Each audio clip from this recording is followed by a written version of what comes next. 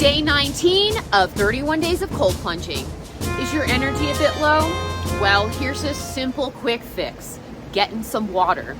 It ain't rocket science, but you know, we make it out to be, especially in this day and age when everybody's got to run to the next science article or something else to, like Google, to prove if something's going to have an effect on them. How about a little bit of trial and error, you know, with that being said, not that we're going to go and jump off something and do something harmful to ourselves. And you might want to take some caution, obviously. But there's certain things that it is okay to just try them out and see the effect they have on us energetically in this instance. I don't need to necessarily run to go look this up. I realize over time, oh right, you take a shower and you feel like you've got more energy, or at least that you feel balanced. That means that it is relaxing and it increases your vibration. And, you know, we might use hot water to calm us down and balance us, maybe give us a better night's rest, right? And cold water, it's like a reboot to the system, right? Now, you know, you can think of times where you were feeling depressed maybe, or you know someone who's feeling depressed and they go days maybe without bathing. You know, we don't necessarily, I know this sounds gross to a lot of people, but truthfully, we don't need to shower every day because it damages the microbiome. You know, we're conditioned to shower daily. But with that being said, you know, someone who goes a long time without it, you know, unnecessarily long, while they're depressed, they take a shower and they feel a lot better.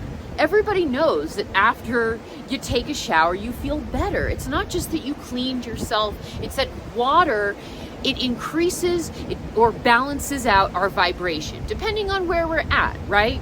So I know that once I get into this water, I'm gonna feel like a lot more energy. Before filming this, I was feeling a little bit tired, a little bit sleepy, sluggish. I had a longer day out earlier where I did a bunch of different things, and I can realize that maybe it was a couple of things that might have dulled my vibration a little bit. And as a person who is very in touch with their energy these days, I know intuitively now and just practically what has an impact on my vibration. And the great thing about this also, coming from someone who used to not actually know about these tools and had to rely on going and researching every little thing instead of relying on my own intuition and fostering a sense of self-trust or a sense of self-curiosity, you know, to experiment with myself, right? And see by trial and error, how does this affect me? How does this affect me? And go with my intuition, my gut instinct, right? Now, as coming from that, I remember days in my life where I was still learning these tools. And I have to think back of that a lot, coming from where I'm at today. Because I say, this isn't rocket science, you know? But I remember when I was in a place where I just denied everything. I doubted the spiritual. I doubted energetics. But everything is energy. Everything. We all have a frequency or a vibration, and that can fluctuate throughout our life. If we want to work on it, you know, and transcend out of depression or something, that's working on your vibration. And it is connected with the spiritual path as well. Because as we go up in vibratory states, we transcend these realms that are like depression and anger, these lower frequencies. No shame in this, okay? I've been there. There is no shame. It's part of the journey, okay? But if we want to up our vibration, we continue to work on it and we transcend these other frequencies and raise it, where we go into something that has more energy. And we can transcend that energy and go into a vibration such as love, for example, or peace, right? You can look this up, Google it. It's called a map of consciousness, developed by David R. Hawkins. I can't slap the photo in there because I might get a little warning here.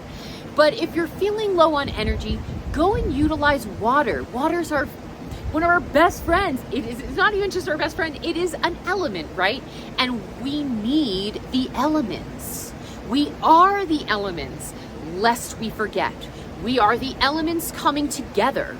We are made up of something percent water, right? We were all taught that in science class. And we are made up of this. We're made up of earth, right? These things come together. So get in some water. You know, if you can get into a natural body of water, even better. It's beautiful, isn't it? But it's not just beautiful, it's that it's flowing. The water is flowing. And it is carrying a lot of minerals with it usually, right? So we want those minerals into us. And it's getting the rays of the sun, which are so pure. Divine light from the sun, energy from the sun, right? That's how plants grow. That's, if we don't have sun, we are going to be in trouble, right? We all know this. If you've ever had seasonal depression, you know it. So if you can get into a natural body of water, even better, right? This water, this is coming down from the mountain. This water has gone through the whole cycle, and it's gone to some of the most spiritual, high vibratory places, such as the mountains. And I know we live in a time where people just want to debate what's spiritual. And I'm not here really to debate it because I don't care anymore. I don't need to run to a science article or something else to prove things to me. I can intuitively test them out on my own and see the effect it has on my energy.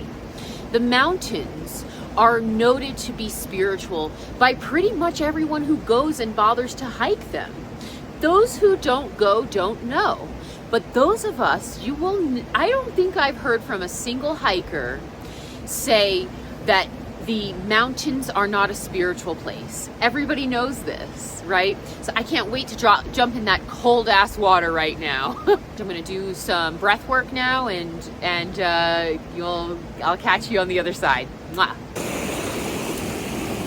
Okay, this water is 57.9 degrees. Shouldn't be too hard. We've done it many days already.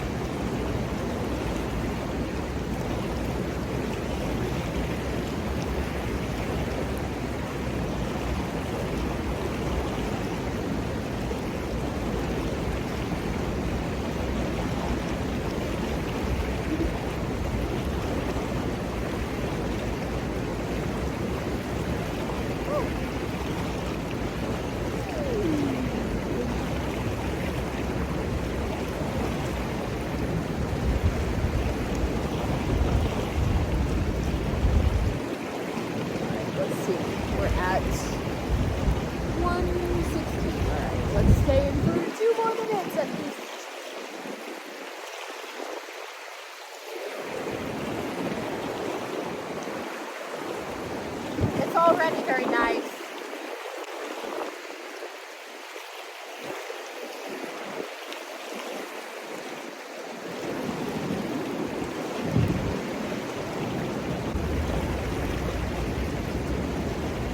All right, I've been in here for over 2 minutes and at least 2 minutes submerged, and it just feels so nice. I guess because it's so hot out.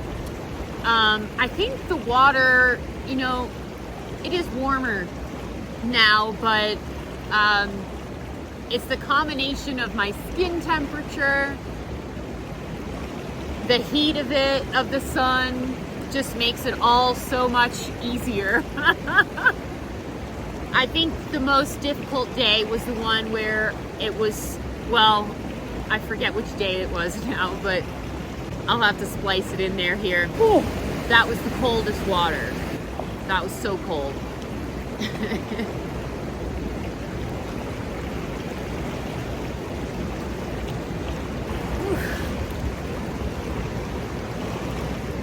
I'm savoring this Colorado time. Colorado in the summers is one of the best experiences that you can experience, in my opinion. And I have decided that I am going to move back to Asia and travel about for an indefinite amount of time. I miss being an expat abroad, and we'll see where I end up landing, but I know I'm starting in Bali. And I'm gonna go probably in 2 months from now. I just looked at the tickets, and there's about 4 days out of the month that have really good rates, and I'm feeling end of August to leave. At first I was hunting around for what country do I want to move to that's beautiful, has a lot of nature, good food, it's spiritual, and it's did I say affordable already?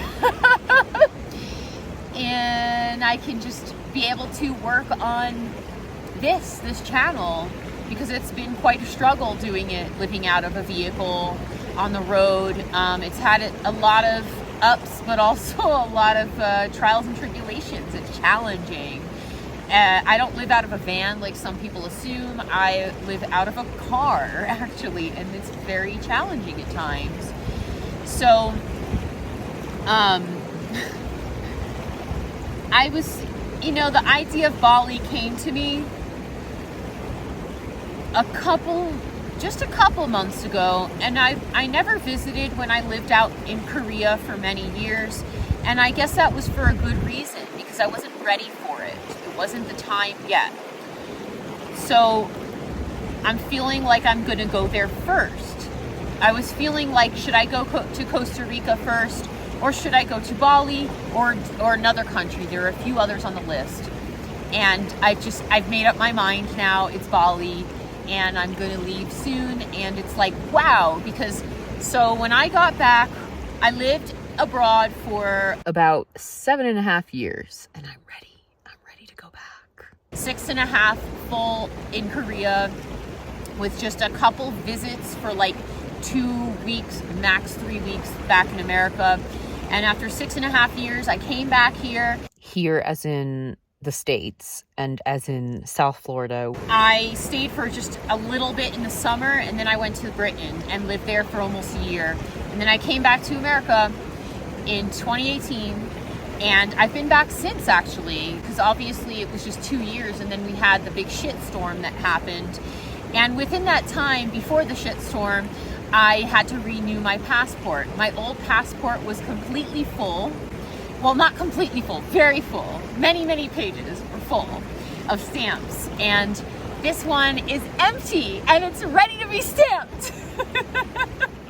So with that being said, like this video, subscribe, and I'll see you tomorrow in day 20. Getting some water. And to report back for a moment here, yes, my vibration has obviously increased. I feel a lot more energy. I feel like I can go and clean out my whole vehicle now, maybe. I'm gonna do a small patch of it because I just wanna get started on it, and it's a mess. You try living out of a vehicle, especially a car. It is very challenging, and it's definitely up to my Buddhist practice. When you take it out, put it back, fold it immediately, or else everything's gonna be like you live in a dumpster. I warn you.